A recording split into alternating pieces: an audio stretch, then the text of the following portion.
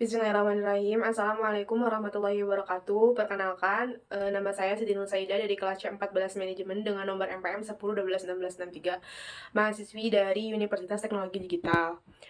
Video ini dibuat untuk memenuhi salah satu tugas evaluasi tengah semester Pendidikan Agama Islam 5 dengan dosen pengampu Bapak Budi Miko dan Pak Dirman. Nah, untuk mempersingkat waktu, langsung saja pada pemaparan materi. Di sini, saya akan memaparkan 6 pokok materi bahasan. Di antaranya, yang pertama, di sini ada definisi Al-Quran. Kemudian ada nama-nama Al-Quran. Yang ketiga, ada konsekuensi iman kepada Al-Quran. Yang keempat, bahaya melupakan Al-Quran. Yang materi kelima ada syarat mendapat manfaat Al-Quran. Dan yang terakhir ada syarat mengambil manfaat dari Al-Quran. Kemudian di sini ada definisi Al-Quran. Apa sih definisi Al-Quran? Nah, beberapa ahli ulama mengemukakan Al-Quran, yaitu yang pertama menurut Imam Jaludi Asyayuti, seorang ahli tafsir dalam ilmu tafsir, di dalam bukunya yaitu Itman Al-Diyarah, menyebutkan Al-Quran diturunkan kepada Nabi Muhammad SAW untuk melemahkan pihak-pihak yang menentangnya, walaupun hanya dengan satu surat saja daripadanya. Kemudian, yang kedua itu menurut Asy Muhammad Al-Qudri baik dalam bukunya yaitu Usul Fikih. Alkitab itu ialah Al-Qur'an, yakni firman Allah Subhanahu wa taala yang diturunkan kepada Nabi Muhammad SAW untuk dipahami isinya, untuk diingat selalu apa yang disampaikannya. Lalu di sini ada turunnya Al-Quran. Al-Quran itu diturunkan dalam waktu 22 tahun, 2 bulan, 22 hari, yaitu mulai dari malam 17 Ramadan tahun 41 dari kelahiran Nabi sampai dengan 9 Zulhijjah Haji Wada tahun 63 dari kelahiran Nabi atau tahun 10 Hijriah. Nah, permulaan turunnya Al-Quran itu ketika Nabi SAW bertanus atau beribadah di Gua Hiro. Surat yang pertama turun itu adalah surat Al-A'la ayat 1-5. Kemudian fungsi Al-Quran. Yang pertama, Al-Quran sebagai mujizat bagi seluruh umat Muslim. Yang kedua yaitu pedoman hidup bagi setiap Muslim. Yang ketiga, Al-Quran itu sebagai korektor. Yang keempat yaitu sebagai penyempurna kitab-kitab sebelumnya. Yang kelima, hakim terhadap apa yang diperselisihkan oleh manusia. Dan yang keenam, menghapus syariat kitab terdahulu. Lalu, materi yang kedua di sini ada nama-nama lain Al-Quran. Nah, nama-nama yang ditetapkan untuk Al-Quran adalah sebaik-baiknya pengungkapan hakikat, fungsi, dan keagungan peran Al-Quran. Yang pertama itu, menurut Imam Fahru Ar-Razi menyebutkan dalam Mafatih Al-Ghaib ada sekitar 32 nama untuk Al-Quran, dan yang pertama itu adalah Alkitab. Kemudian yang kedua, menurut Imam Ajar-Kashi menyebutkan bahwa ada 55 nama untuk Al-Quran. Nah, yang ketiga ini menurut Al-Ahari menyebutkan bahwa nama-nama Al-Quran itu mencapai lebih dari 90-an nama. Dan yang terakhir, yang keempat, menurut Imam Asyayuti dalam kitab Al-Itiqan fil Ulum, Al-Quran menyebutkan bahwa Al-Quran itu mempunyai 55 nama. Dikutip oleh Manakatan bahwa dinamakan Al-Quran itu karena dibaca dengan lisan dan dinamakan Alkitab itu karena ditulis dengan pena. Nama utama dalam Al-Quran. Yang pertama ada Alkitab, artinya tertulis, menjadi sebuah isyarat bahwa perintah Al-Quran untuk ditulis.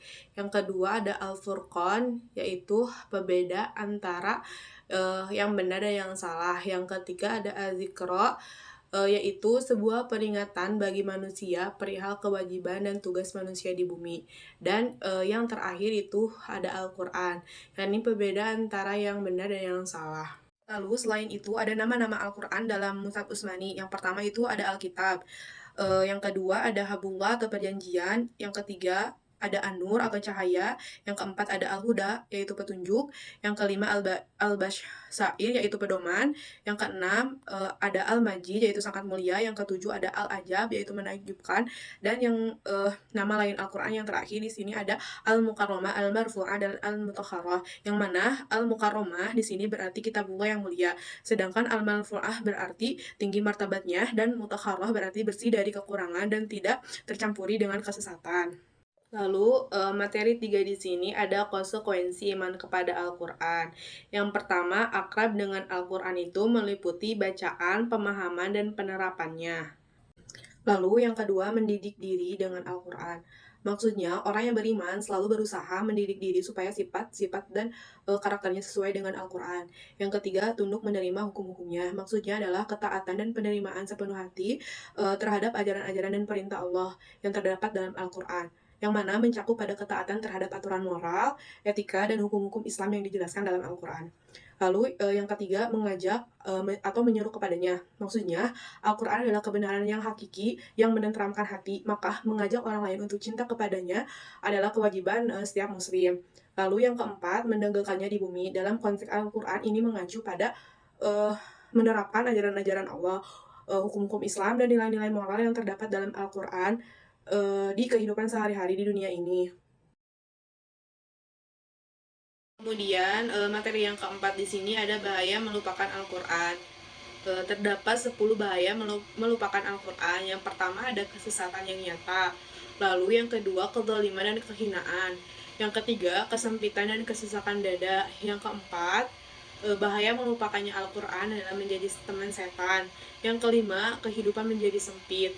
Yang keenam lupa diri. Yang ketujuh kebutaan mata dan hati. Yang kedelapan menjadi pendosa. Yang kesembilan, hati menjadi keras. Dan yang ke-10, bahayanya adalah melupakan Al-Quran, yaitu nifak. Di samping dari bahaya melupakan Al-Quran adalah dengan mendekatkan diri kepada Allah. Upaya mendekatkan diri kepada Allah Subhanahu wa Ta'ala adalah yang pertama dengan membacanya, kedua menjaga dan menghafalkannya, ketiga mendengar dan menyimak, keempat mentadaburinya, kelima mengamalkan dalam kehidupan, dan yang terakhir membela dan menyiarkannya. Materi yang kelima di sini ada syarat mendapatkan manfaat Al-Quran. Adalah bersikap sopan terhadap Al-Quran. Maksudnya, jika dibacakan Al-Quran, kita diwajibkan mendengarkannya dan memperhatikannya sambil berdiam diri, baik dalam sembahyang maupun di luar sembahyang. Terkecuali dalam saat berjamaah, makmum boleh membaca Al-Fatihah sendiri waktu imam membaca ayat-ayat Al-Quran. Lalu yang kedua berniat baik, maksudnya niatkan pada diri kita bahwa kita membaca Al-Quran adalah untuk mendapat ridha Allah Subhanahu wa Ta'ala, mendapat surganya, juga terbebas dari neraka dan mendapatkan pahala darinya. Yang ketiga di sini baik dalam talaki. Ini berarti membaca Al-Quran dengan sebaik-baiknya, memperhatikan tajwid, intonasi, dan melibatkan diri sepenuhnya dalam proses pembacaan. Lalu yang terakhir di sini adalah memperhatikan tujuan dari diturunkannya Al-Quran, yang mana mencakup pemahaman terhadap tujuan ayat-ayat Al-Quran, termasuk petunjuk hidup, hukum-hukum, dan nilai-nilai moral yang terkandung di dalamnya. Keutamaan membaca Al-Quran: yang pertama, dapat memberikan syafaat pada hari kiamat. Yang kedua, diberikan balasan terbaik melebihi yang diminta. Yang ketiga, akan dikelilingi oleh malaikat. Yang keempat, diberikan kebaikan yang berlipat ganda. Yang kelima, dapat menenteramkan hati. Dan yang terakhir adalah sebagai penyembuh penyakit hati.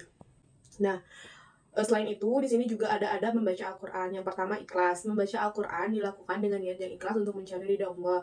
Yang kedua, membersihkan mulut. Yang ketiga, dalam keadaan atau dalam kondisi suci. Yang keempat, tempat yang digunakan adalah tempat yang bersih. Kemudian, menghadap kiblat. Dan selanjutnya adalah mentadaburi ayat. Dalam membaca Al-Quran berarti merenungi dan memahami makna yang ada di dalamnya. Lalu selanjutnya adalah membaca dengan tartil, dan yang terakhir adalah memohon karunia Allah Subhanahu wa Ta'ala. Lalu materi yang terakhir di sini ada syarat mengambil manfaat dari Al-Quran.